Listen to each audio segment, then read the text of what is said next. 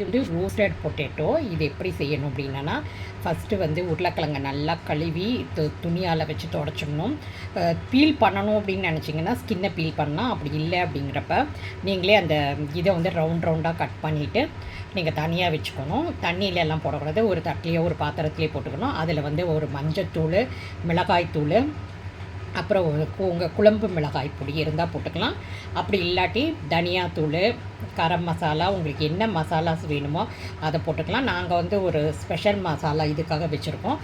அதை வச்சுட்டு தான் நம்ம இது பண்ணிகிட்ருக்கோம். இந்த மசாலாவில் நல்லா வந்து இந்த பொட்டேட்டோஸை கலந்து ஒரு 1/2 hour வந்து மேரினேட் பண்ணி வச்சிடணும். அதுக்கப்புறமா தவாவை எடுத்துக்கணும்.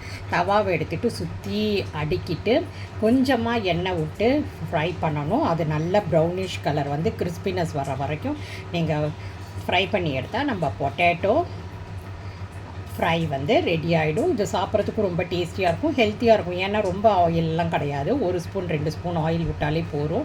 அந்த சூட்டுக்கே அது வந்து நல்லா மசாலாலாம் வெந்து சாப்பிட்றதுக்கு ரொம்ப டேஸ்ட்டாக இருக்கும். நல்லா அந்த காயின் மாதிரி கிறிஸ்பியாகவும் இருக்கும். அதே சமயத்தில் வந்து டேஸ்ட்டாகவும் மசாலாலாம் இறங்கி ரொம்ப டேஸ்ட்டாக இருக்கும். நீங்களும் ஒரு தடவை ட்ரை பண்ணி பாருங்கள் பொட்டேட்டோ ஃப்ரை.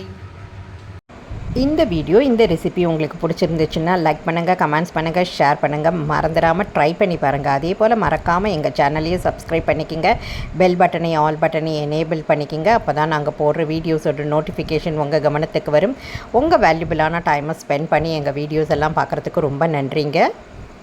மேலும் ஒரு புதிய ரெசிபியோடு உங்களை நான் வந்து மீட் பண்ணுறேன். நன்றி, வணக்கம்.